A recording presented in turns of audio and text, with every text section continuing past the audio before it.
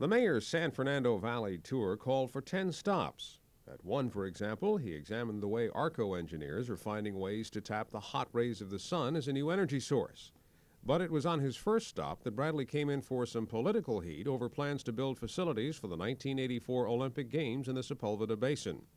At a breakfast meeting with the Coalition to Save the Sepulveda Basin, Bradley made his pitch and reaffirmed a pledge that the facilities would go elsewhere if a majority of San Fernando Valley residents insisted on it. Coalition members questioned him closely on the issue. The Los Angeles Olympic Organizing Committee is going to be very much involved in this whole process. So you can be assured that there will be ample opportunity during not just one public hearing before the City Council, but in a variety of ways for you to offer your ideas and comments. The plans call for an artificial lake to be used for rowing competition and a swim complex with 2 pools. The warm-up pool would be removed after the games, and the permanent one would be enclosed for future use as an indoor pool. There would also be a velodrome and a new 20,000-car parking lot that would see future use as an 18-hole golf course. Bradley said after the breakfast meeting that he felt the coalition was more receptive to the plans for the Olympics complex than it was for the ill-fated plan to move the Hollywood Park racetrack into Sepulveda Basin. The mayor was asked about it time and time again, and time again he restated his commitment that if there is sufficient opposition to the plan, he would eventually oppose it. But that decision will ultimately have to be made by the Los Angeles City Council. In Van Nuys, this is Mike Botula reporting for News at 10.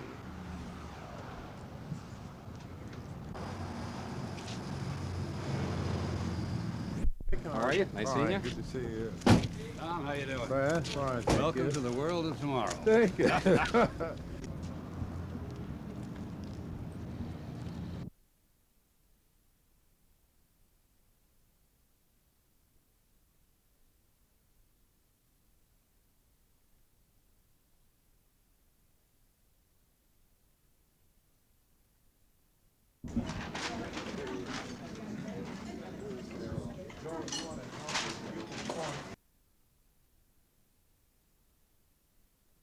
With you for just a moment or two.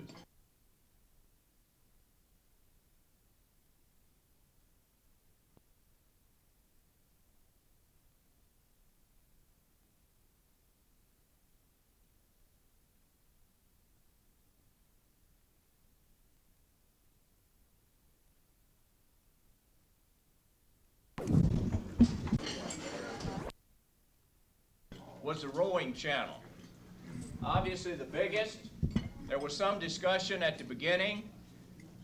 Built a rowing channel the same as it's just, as I've heard some people refer to, a long ditch.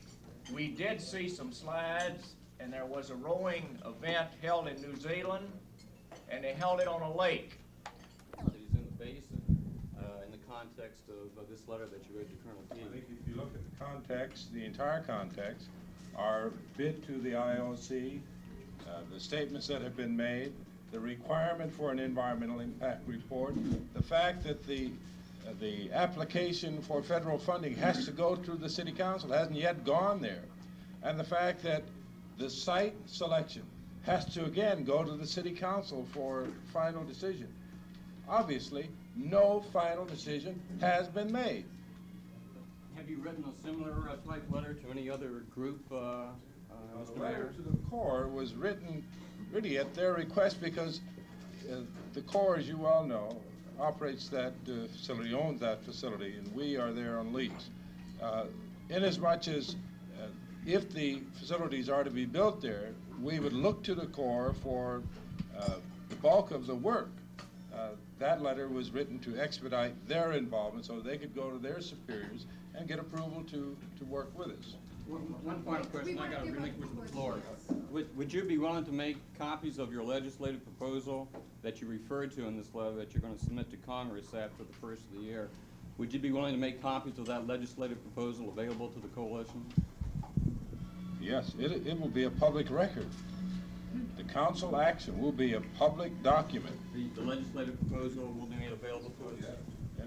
Richard, Can we write to you in that regard and get a copy of it? You don't even have to write me. You can come down to the city clerk and make a copy of it. Thank you. Richard Close. Yeah, Richard Close, President of Sherman Oaks Homeowners Association. One of the common comments I hear in the valley is the fear that what will be put in the basin is what is best for the Olympics, rather than what is best for the people in the San Fernando Valley. Your comments touched on that by saying there will be public input. A lot of people were looking towards the Olympic Committee. I think what everyone here is concerned with is input in the decision-making capacity. How can this group have input in the decision-making capacity, and specifically, how do you intend to allow the people here today to have that input? You will have an opportunity for input to the decision makers. That decision will be made by the city council. Obviously, no member of the public is going to be voting on it. It is a vote by the city council. But the hearings that they will hold permit you to offer any testimony, any written documentation you would like. We will also consult with the local organizing committee. In the Sepulveda Basin, I'll dwell on the objective approach, not the negatives, but the positive. We find that many communities have made proposals so that they can not only build, but develop community support behind subsequent development, maintenance and costs, sharing costs and so on, so that we don't have the problem of continuing support, maintenance support. Owned or leased or operated by the city. It belongs to the city. And it is paid for when the Olympics are over. So how would you then sell to yourself something which you already own? I don't involve that in my question. You didn't, but somebody else did in an earlier meeting. Clear, please. I want to very there involved, and it doesn't have anything to do with money. You want to respond to that? Just my thought is we have thousands of people involved in everything, golf, and we'd have to evolve some type of system where only so many boats, whatever a reasonable and safe number, would be allowed on the boat. And on the lake, if it got to the point where we had to have an advanced registration, the way we do at our tennis courts or golf courses, and we could certainly do that. But be sure there is no misunderstanding. We have a couple of lakes where we teach canoeing and sailing and all on a much smaller lake than this, and that's what I'm talking about, not any water skiing or those types of boats. But we could control the lake. I have no question in my mind about that. Kathy? I'm Kathy Lewis, the Encino Property Owners Association. Since the news broke that we were having this meeting, the Valley News on 2 separate occasions and the Los Angeles Times in the past 10 days has said that you have agreed to abandon efforts to construct Olympic facilities in the Sepulveda Basin if there is substantial opposition from Valley residents. However, I have only heard you say that hearings will be held before a final decision is made, but you have not committed yourself to abandoning the idea, even if the hearings indicate that there is substantial opposition. My question is, are you willing to make a public commitment to abandon this effort if the opposition from Valley residents is so great that it would be considered substantial by anyone's definition, even yours? I sat up one Saturday night, laboriously wrote out every answer that is on that sheet, and those answers appeared in the Valley News. I have made that statement on so many occasions that I don't know how at this late date anybody could question it. You should understand that what I was doing was referring to the process and the fact that our council will make the final decision. I am confident on the basis of statements that they have made that they will be responsive, they will listen to the voice of people here in this community and any other community in Los Angeles. So if there was that kind of opposition, believe me, you're not going to find the city council approving the siting of any facility. How about you? Well, Can we afford it? That's all. at the model airplanes, the fields will remain. Honor, Jerry Daniel. Well, I had a couple of questions about the voting panel. Jean Graham from the Los Angeles Audubon Society. I have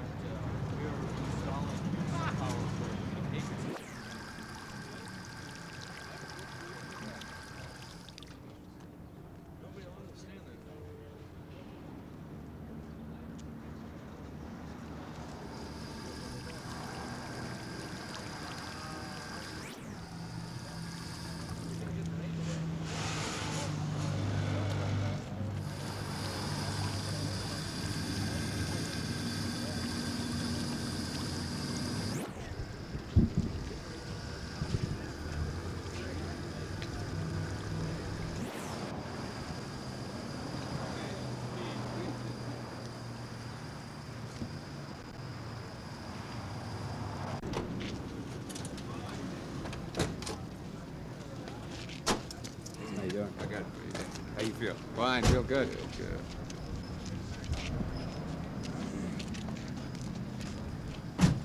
Mr. Mayor? I want you to know I've signed my life away. Here you are. I promise not to divulge a single secret if I understood them. Good. File that in the legal file.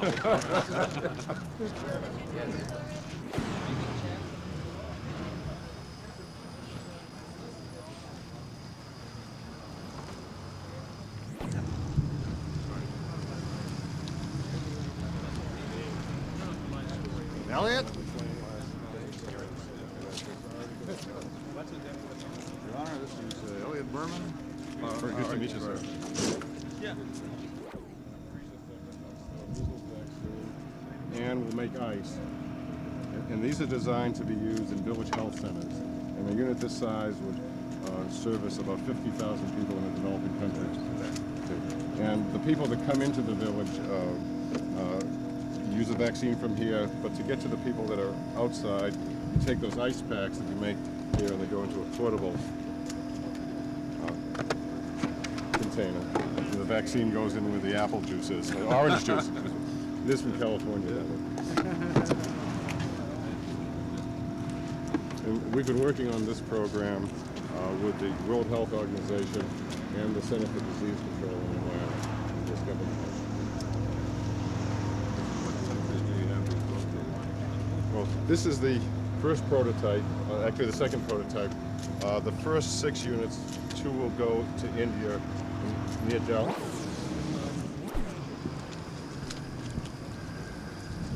We're developing this one quite rapidly. You see, if you step in front of the panel, the stop, which is one of the factors of solar to block it if you don't get the energy. Over here we have a PV set up running off solar. We're finding quite a